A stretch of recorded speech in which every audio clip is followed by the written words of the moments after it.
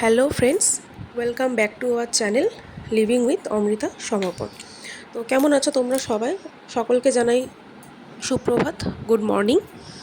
আর সকল বড়দের আমার প্রণাম আর ছোটদের আমার ভালোবাসা।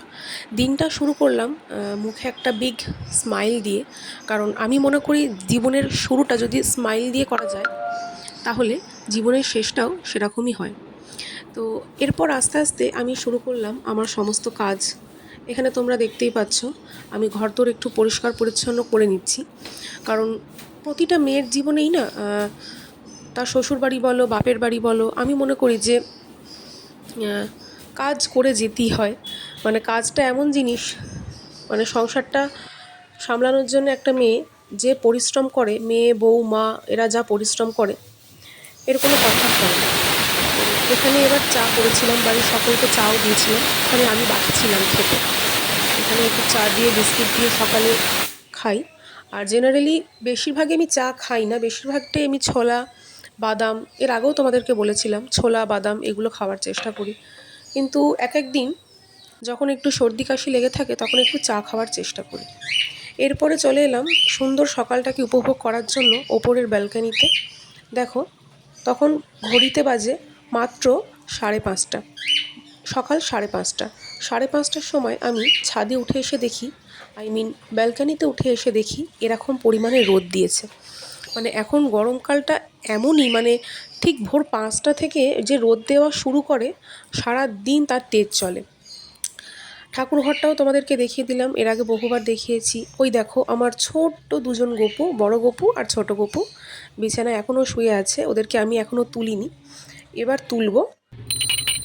তুলে ওদেরকে দেখো স্নান করিয়ে তারপরে খেতে দেব। বাট সকালবেলায় আমি স্নান করাই না, সকালবেলায় শুধু বাসি মুখে আমি চোখে মুখে জল দিয়েই ওদেরকে খাবারটা দিয়ে দিই। তারপরে আমি যখন স্নান করতে যাই, স্নান টান সেরে উঠে যখন ফাইনালি পুজো দিই তখন ভালো করে স্নান টান করিয়ে ওদেরকে আবার খেতে দিই। তাই 3 বেলা কিন্তু আমি খেতে দেওয়ার চেষ্টা করি গোপালকে, আর সেই মতনই দিয়ে থাকি। এখানে দেখো চলেও এসেছি, এবার আমি পুজো দেব। স্নান টান করে চলে এসেছি আর ওদেরকে খেতেও দিয়ে দিয়েছি। আর তার আগে আমি ধূপ ধুনো ভালো করে জ্বালিয়ে নিই ওদেরকে খেতে দেওয়ার পরে একটুখানি ধূপ টুপ জ্বালিয়ে সুন্দর করে পরিষ্কার পরিচ্ছন্ন ঠাকুর ঘরে পুজো দিতে সবার ভালো লাগে। কারণ ঘুম থেকে উঠে সকালে একবার স্নান করি, তারপরে আরও একবার স্নান করি যখন পুজো দিতে যাই। তাই ওদেরকে ঘুম থেকে ওঠানোর আগেই আমি স্নান টান করে চলে এসেছিলাম রেডি হয়ে। তারপরে যখন বেলায় পুজো দেবো তখন আরও একবার আমি স্নান করব। এখানে ধূপ ধূপ দেখিয়ে নিয়ে সুন্দর করে ঠাকুরের পুজোটা দিয়ে নিই, গোপালকে খেতে দিয়ে নিই। আর সকালবেলায় গোপালকে খেতে দিলে মনটাও ভালো থাকে। জানি না জীবনে কোনো ভালো দিন আসবে কি না, বা ভালো দিনের মুখ দেখব কি না, বা যা আছি জীবনে এর থেকেও ভালো হব কি না, আমি এরকম কোনো আশা করি না, কারোর কাছে করি না, ইভেন নিজের কাছেও করি না। কারণ আমি মনে করি যে আমি যতটুকু পেয়েছি জীবনে, যা পেয়েছি আমি এটা নিয়ে খুব সন্তুষ্ট। তাই মাঝে মাঝে এগুলো মনের মধ্যে হয়, তখন কিছু জিনিস ভাবতে থাকি একা একা, যে মেয়েদের জীবনটাই কীরকম, মা বাবাকে ছেড়ে আর এক জায়গায় চলে আসতে হয়। তো যাই হোক, কথা বলতে বলতে আর বেশি কথা বাড়াবো না, তোমাদের সাথে কিছু জিনিস আমি শেয়ার করব। আজকে আমার মেকআপের ক্লাস ছিল, তো সেজন্য আমি মেকআপের ক্লাসটাকে কন্টিনিউ করার জন্য সব জিনিসপত্র গুছিয়ে নিয়েছিলাম। এখানে একটা পিএসসির বা প্যাকের একটা কিনেছিলাম আর কি বলে ওটাকে, স্পঞ্জ কিনে নিয়েছিলাম। আর দেখো কয়েকটা জিনিস এখানে, সিলস প্রফেশনালের পাউডার পাফ কিনেছিলাম। তোমরা যারা পাউডার পাফ ইউজ করো, সিলস প্রফেশনালের পাউডার পাফ যে কোনো দোকানে তোমরা কিনতে পেয়ে যাবে, কিনে নিও। আর এটা খুব ভালো কাজ করে লুজ পাউডারকে সেট করার জন্য। আরও কতগুলো জিনিস দেখাই, দেখো আমার এই ঝুলির মধ্যে কিন্তু প্রচুর জিনিস রয়েছে, কারণ যেহেতু আমাকে মেকআপ করতে হয় প্রফেশনাল হিসেবে, তো সেই জন্য আমাকে সব কিছু বজায় রাখতে হয়। শুধু এগুলো না, আরও অনেক জিনিস আছে, কিন্তু এটা তো খালি নিমিত্ত মাত্র, এগুলো জাস্ট প্র্যাকটিসের জন্য প্রোডাক্ট, এগুলো জাস্ট প্র্যাকটিসের জন্য আমাকে নিজের কাছে রাখতে হয়। এছাড়াও আমার কাছে আরও প্রচুর জিনিস আছে, এগুলো কিন্তু কম না। কথা বলতে বলতে সমস্ত কাজকর্ম সেরে স্নান করে আমি চলেও এসেছি ঠাকুর ঘরে। এবার ফাইনালি এবার পুজো দেওয়ার পালা। এখানে চন্দনটাও সুন্দর করে বেটে নিয়েছি। গুঁড়ো চন্দন ঠাকুরকে পরানো আর হালকা করে একটু চন্দন বেটে ঠাকুরকে পরানোর যে মজাটা, সেটা কিন্তু অন্যতে পাওয়া যায় না। গুঁড়ো চন্দন পরিয়ে খুব একটা মজা হয় না, যতই বলো।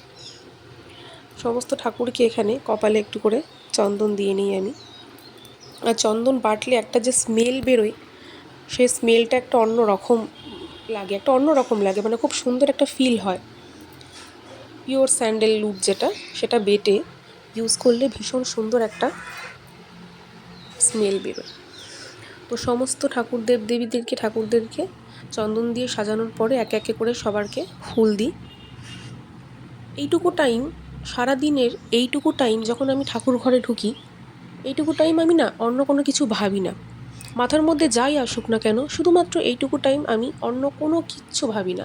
যতটুকু টাইম পুজো করি, সেইটুকু টাইম ঠাকুরকে অত্যন্ত মন প্রাণ দিয়ে ডাকার চেষ্টা করি। কারণ আমরা প্রত্যেকটা মানুষ ঠাকুরের এতটাও সেবা দিয়ে উঠতে পারি না।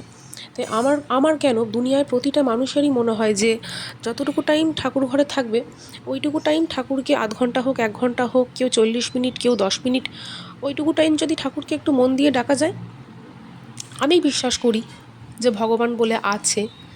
ভগবান শুধু পাথরের মূর্তি নন, ভগবান কিন্তু আমাদের দুঃখ কষ্টে সাড়া দেয়। এটা কিন্তু আমি আজ নয়, আজন্ম বিশ্বাস করে আসছি। ছোট্টবেলা থেকে আমি ঠাকুরের পুজো করতে প্রচণ্ড ভালোবাসি। আর আজও শ্বশুরবাড়িতে এসে সেই পার্টটা কিন্তু আমারই পড়েছে। আর সত্যি কথা বলতে গেলে আমার কিন্তু ভীষণ ভালো লাগে পুজো করতে। পুজো করা বলো কি সন্ধে দেওয়া বলো। যাই হোক বন্ধুরা, কথা বলতে বলতে তো অনেক দূর এগিয়ে এলাম, কিন্তু আমার ফুল দেওয়া এখনও শেষ হলো না। কারণ এত ঠাকুর ফুল দিতে দিতে বুঝে উঠতে পারি না যে কখন সময়টাই চলে যায়। তাই সকলকে সবার মনের মতন ফুল দিয়ে তুষ্ট করার সবসময় চেষ্টা করি। এখানে দেখো 3টে ভোলে বাবার মূর্তি আছে, একটা শ্বেত পাথরের আর 2টো কালো। যেভাবে নিয়ম করে রাখার চেষ্টা করা হয় সেভাবেই আমি করি। মানে এই বাড়িতে যেভাবে পুজো দেওয়া হয়, আমি সেইভাবেই সব নিয়মকানুন মেনে চলার চেষ্টা করি। আর ঠিক সেই মতনই এক এক করে সমস্ত শিব ঠাকুরের মাথায় ফুল দিয়ে বাদবাকি পুজোটাও আমি সেরে ফেলবো। সত্যি কথা বলতে গেলে পুজো জিনিসটা এমনই একটা জিনিস, কোনো মানুষ বিশ্বাস করুক, কারোর কাছে এটা বিশ্বাসযোগ্য, কারোর কাছে এটা বিশ্বাসযোগ্য নয়। কারণ কথাতেই বলে, দেখবে, বিশ্বাসে মেলায় বস্তু, তর্কে বহুদূর। তো এইভাবেই আমাদের প্রতিটা জীবনই এগিয়ে চলেছে। কারোর কাছে বিশ্বাস আছে, কারোর কাছে বিশ্বাস নেই। আমার কাছে তো ভরপুর বিশ্বাস আছে। পুজো শেষ করে প্রদীপ প্রজ্বলন করে এবার আমার ঠাকুরকে আরতি করার পালা। ধীরে সুস্থে ঠাকুরকে সমস্ত মনের মনস্কামনা পূর্ণ করে আরতি করি, যাতে জীবনের দুঃসময়গুলোকে, যেগুলোকে পার করে এসেছি, সেগুলোকে যেন সারা জীবনের জন্য পার করে আসতে পারি। ভবিষ্যতেও যদি কোনো দুঃসময় এসেও থাকে, সেটাকেও যেন হাসি মুখে ঠিক এইভাবেই পার করে আসতে পারি। আর জীবনের এটুকুই প্রার্থনা করব ঠাকুরের কাছে, প্রতিটা মানুষকে যেন ভগবান সুস্থ রাখে, সবল রাখে। সুখ চাই না জীবনে, শান্তিতে যেন সবাই হেসে খেলে থাকতে পারি।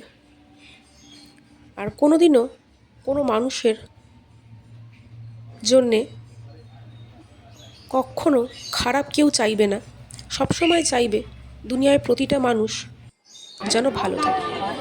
এই করতে করতে, কথা বলতে বলতে কখন সন্ধ্যাও হয়ে গেছিলো। পুজো দিয়ে খাওয়া দাওয়া করে উঠে সন্ধ্যা হয়ে গেছিলো, বুঝতে পারিনি। তারপরে সন্ধে টন্ধে দিয়ে বরের সাথে চলে এলাম মেলায়, শেরপুর মেলা। তো যাই হোক বন্ধুরা, আজকের ছোট্ট মিনি ব্লগটা তোমাদের কেমন লাগলো জানিও। অনেক রাত হয়ে গেছে, বাড়িতে এসে খাওয়া দাওয়া করে নিয়েছি। এবারে ঘুম পাচ্ছে, সোজা ঘুমিয়ে পড়বো, কারণ পরের দিন আবার সকালে 5টায় উঠতে হবে। তো তোমাদের এই ছোট্ট মিনি ব্লগটা তোমাদের কেমন লাগলো জানিও। আর পাশে থেকেও আমাদের চ্যানেলটাকে অবশ্যই সাবস্ক্রাইব করো, আর বেল নোটিফিকেশানটাকে সবসময় অন রেখো, যাতে সমস্ত নতুন ভিডিওর আপডেট তোমরা সাথে সাথে পেয়ে যাও। ভালো থেকো, সুস্থ থেকো।